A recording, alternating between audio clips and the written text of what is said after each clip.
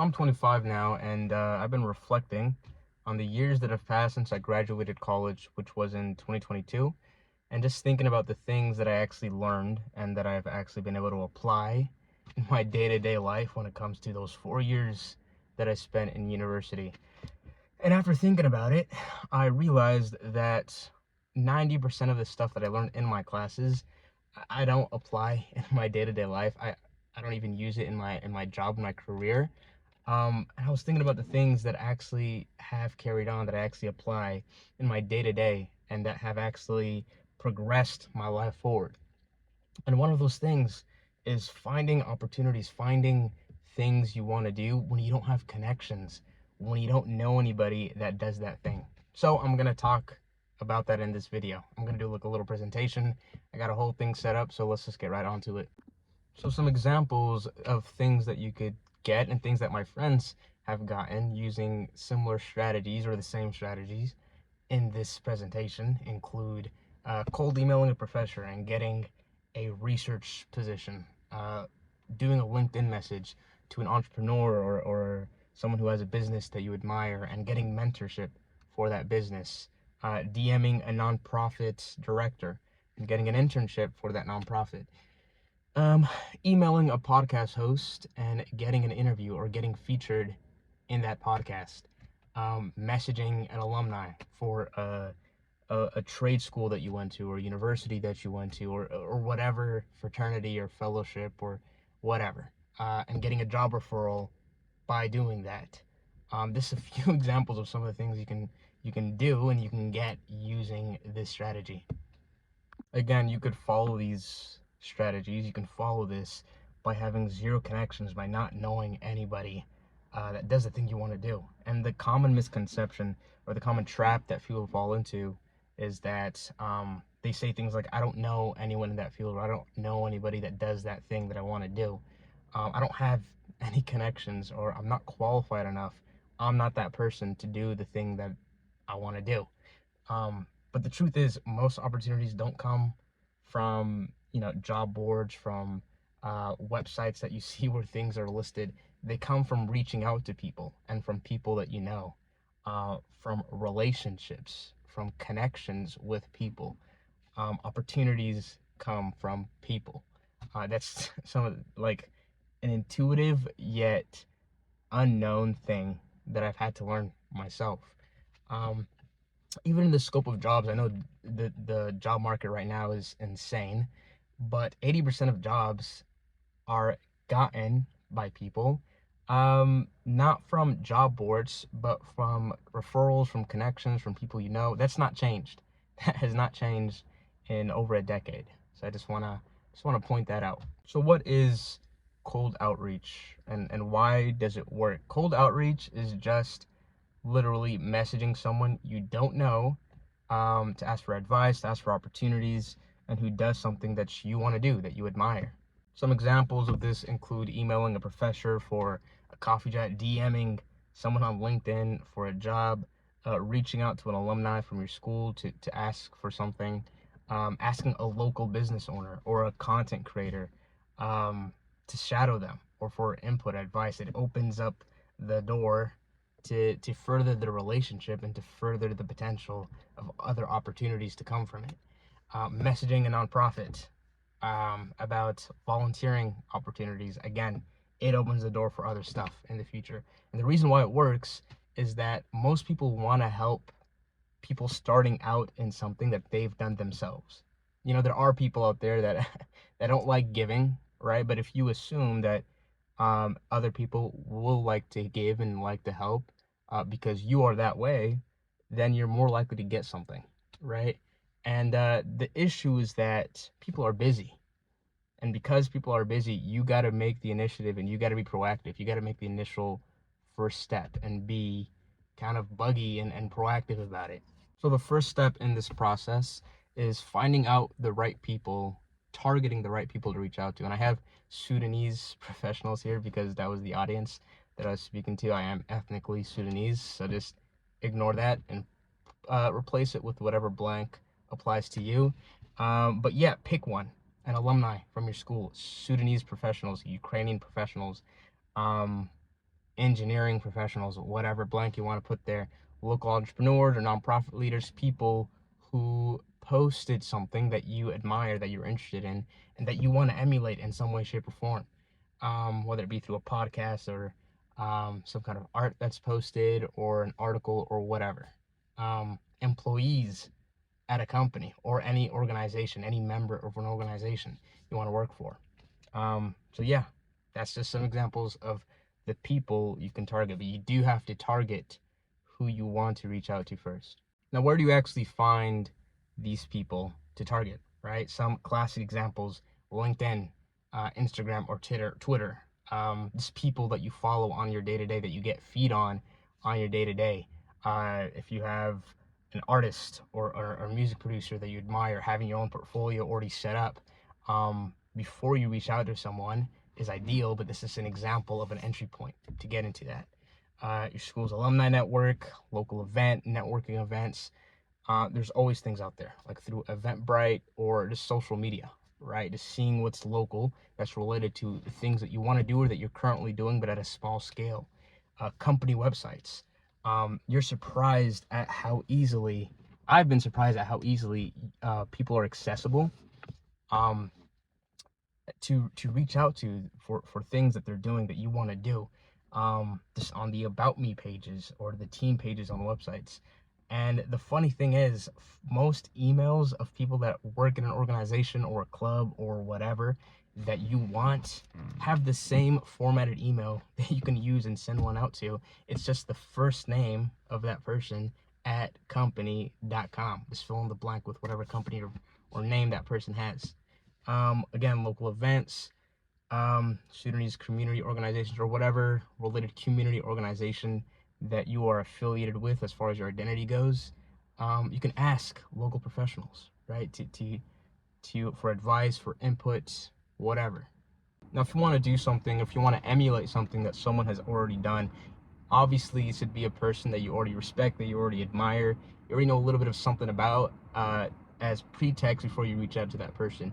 The worst thing you can do is give off the impression that you're sending out like a generic email or generic mass message to a bunch of people, because you can feel that as someone who receives messages like that, or if anybody, if you were to receive a message like that, you can tell when someone is coming off as disingenuous and who just sends out like a mass communication. So this is why you got to follow some kind of specific format. And to begin with, you got to have a subject line. And this isn't just within the context of emails. When you're messaging someone, give some pretext, some context as to why you're reaching out to them, and not something generic. It should be specific. The next thing is, say who you are, why you're reaching out to that person, and your name, your status, if it's relevant, right? If you're a content creator, if you're a business owner, if you're a student, if you're an employee at a company, say who you are. And also share what your identity is if it's relevant in the context, right? Why them specifically? You want to say why them specifically, and this is where you get to showcase that you've done your research and you're not just sending out like a generic message or email to somebody. So you want to be specific and make it as personable as possible. Do research into things that they've already done or that they're currently doing in whatever page or platform that they're on. And then you want to give the ask. You want to ask what you actually want, and it should be specific again, right? But it should also be low commitment. You don't want to ask for the world in your first interaction with somebody, like a 15-minute call or just like a quick tip for something. It should be low commitment and low maintenance for the other person. You want to make it easy for them to help you. The next thing is that you should respect their time. You want people to respect your time when they're reaching out to you, so you should do the same thing. Say something like, I know you're busy. It shows that you're not entitled, for one, and it makes them more likely to respond, for two. Now, the common mistakes that I have made in the past, and that I know a lot of people make when they're going through this process and when they're trying to mimic this strategy, is one, it's too long. The message or outreach is way too long. If they need to scroll, you already know it's too long. And you want to keep it, ideally, especially if it's the first interaction, under 150 words. If it's too vague, it's another mistake. Don't say, I want to pick your brain. That's something that I've said in the past, and it's a nothing statement. It means nothing. I don't even know what it means. You want to be specific. Don't have generic copy and paste message, like I admire your work without any specifics as to what that work is and what you're referring to. I can tell, you can tell, people can tell when you're being generic and not specific. Also, again, low commitment, asking for so much. Don't say, can you be my mentor in the first interaction? It should just be like a 10 to 15 minute call, quick and easy. Can you review my resume? That's also a big ask for your first interactions. Rule of thumb is don't have big asks in your first contact with somebody. The next thing is not having any follow-up. You should always follow up, but I'm going to talk about in a few slides how to do so without being annoying. People are busy. You should typically give like 5 to 7 days before you follow up with somebody, before you reach out to them again. And one follow-up per review cycle, per time cycle, is the ideal amount. Now here's an example of a bad message or a bad email you could send out versus a good message or a good email. It's just written right here. You can just pause the video, look at it at your own discretion in your own time, and screenshot it if you want to. This exact email, you know, plus or minus some of the blanks, has gotten me a lot of my first opportunities and calls and just things like that. So feel free to use it. Now, this is something that I shared in the actual presentation that I give out, but something that you can do as well in your own time. You can pause this video and you can look through it yourself, but you should write your own first cold email, and it's only going to take like 10 minutes to do. It should include, you know, you picking someone that you admire. It can be someone on any platform: Twitter, LinkedIn, Instagram, Reddit, whatever, YouTube. Research that person for 3 minutes. Do thorough research for 3 minutes. You'd be surprised on how much you can find out in 3 minutes with Google, right, on a specific person. Draft the email using the template that I showed in the previous email. That same strategy, that same categorization. Pause the video and do that. Read it aloud to yourself, or if you're watching this video with somebody else, or if you know somebody that would want to help you with it, read it aloud to them. And then for the last step, just get feedback on it. Ask for specific feedback. Let them tell you what you did wrong, what you did right, if it was clear, and if it was effective, right? That's just like a small kind of task or activity that you can do for yourself to see if you are you're able to do this. I think this next part is often overlooked, but I think it's just as important as anything else that I've shared in this video so far, and that is how to follow up with somebody without being obnoxious, without being annoying, right? It's so important to do so and to learn how to do it without bugging the person, right? Because once you give that impression, they're not going to want to reach out to you, or they're not going to want to even help you, right? So the reality is most people are not going to respond in the first message or in the first email that you sent. That's normal. People are busy. Emails, DMs, whatever, they get buried. And you just got to remember that it's not personal. Just don't take it personal, because at the end of the day, it is a numbers game, right? So the timeline you want to follow is on the first day, you send that email, you send that message, whatever, right? After 5 to 7 days, you're going to send one follow-up, not 2, not 3, one follow-up message. And then after that, maybe you can do it one more time after another 5 days.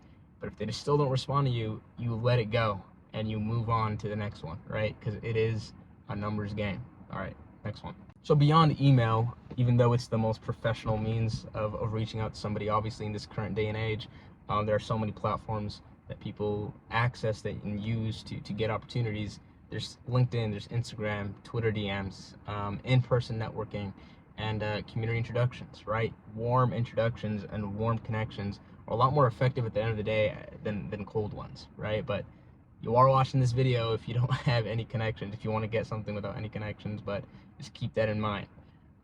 Similar to the email for the LinkedIn message, it should be more casual though, and just concise and clear, and you don't have to have this facade of professionalism if you're using like a Twitter or an Instagram or whatever, so keep that in mind. And you do want to still use that follow-up timeline that I mentioned before when you're doing these other means of reaching out to people.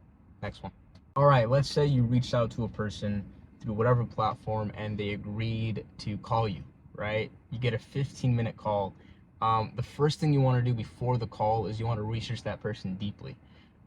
what projects they've done, what they work for, what they do, just whatever you can find, research that person, because you want to make the conversation uh, conversational and casual and not like a cookie cutter type of thing, right? Because you can feel it when you're talking to somebody if they're being genuine or if they're reading off of a script. So you don't want to do that. Prepare 3 to 5 specific questions for that person so you could rely on it if the conversation just dies off a little bit, right? And you want to have the calendar ready. You want to be proactive and schedule it for them. Tell them that you're going to look into the calendar and put it in. Uh, Make it easy for them to want to talk to you, essentially. Now, during the call, what you want to do is you're going to start with gratitude. You're going to say, thank you so much for your time. I appreciate you taking the time to talk to me, etc., right? You want to ask about their story first. You know, if you're talking to someone and they're doing you a favor, you don't want to be talking and yapping the entire time. The general rule of thumb that I think is so good is the 70-30 rule, which is listening 70% of the time and talking 30% of the time. It should always be more listening than talking. It's a great rule of thumb in life in general. At the end, you want to say, is there anybody else that you would recommend I reach out to or recommend I talk to? If they didn't help you in the way that you want, ask this. The benefit of it is that you expand your connections, right? Your potential for opportunities, and you don't put the pressure on them to aid you in whatever you want help with, right? It's a great thing that I've done, and I think it's gonna help whoever follows the strategy. Now, after the call, you want to send like some kind of appreciation or thank you, like at least 24 hours within that interaction through whatever platform. It doesn't matter what platform is on.